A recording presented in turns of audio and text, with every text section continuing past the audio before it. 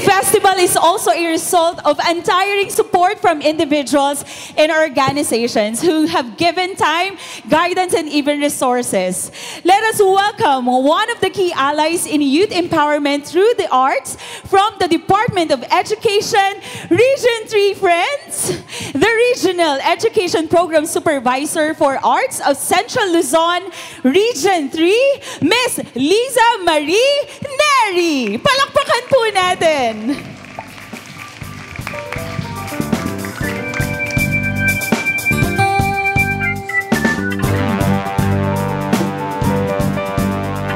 Hello! Magandang umaga, PETA Theater Center! Yan, maraming salamat po, Ma'am Rose Ann. Sa mga hindi po nakakaalam, si Ma'am Rose Ann po ay dati ko pong naging co-teacher. At sobrang proud po ako na kasama po si Ma'am Rose Ann dito sa PETA Theater. Yan. And, sige po, before I start my inspirational message, i-acknowledge nga lang din po ang ating ambassador po from Belgium. Good morning, sir. And sa lahat ng bumubuo ng PETA and KIO Philippines, maraming salamat po sa opportunity para sa aming lahat na makarating po dito at makapagtanghalang ating mga artista. Yan. Okay.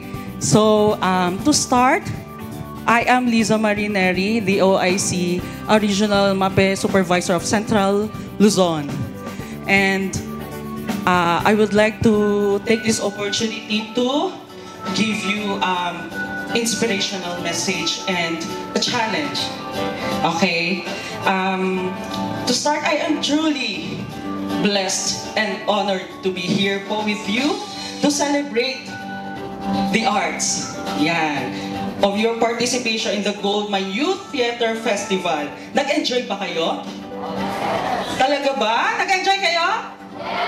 Yan. And this festival is truly a remarkable collaboration with PETA and KIO Philippines. And as the OIC Regional MAPE Supervisor, I have witnessed the transformative power of arts education. And today, I want to emphasize the profound importance and impact of theater arts. So naniniwala ba kayo na ang theater ay kayang i-break yung mga barriers?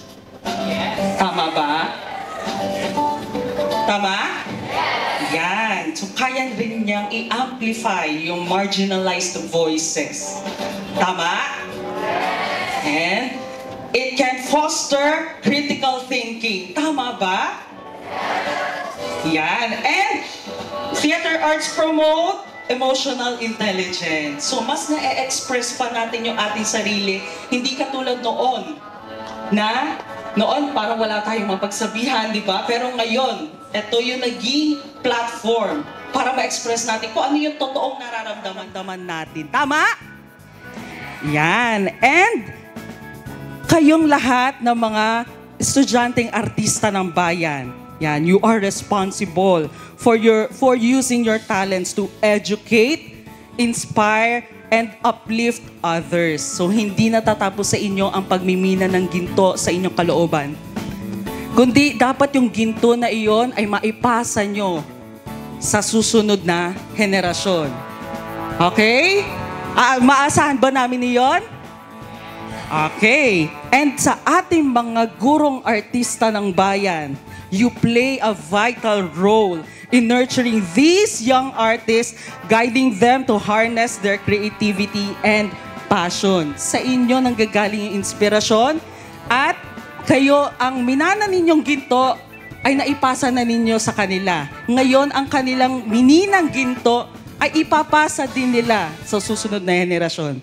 So maraming salamat po sa lahat at ipagpatuloy natin na ipalaganap pa ang theater arts. Yan. So, mabuhay ang Teatrong Pilipino, mabuhay ang PETA, mabuhay kayong lahat. Maraming salamat po, Ma'am Liza Marie Neri.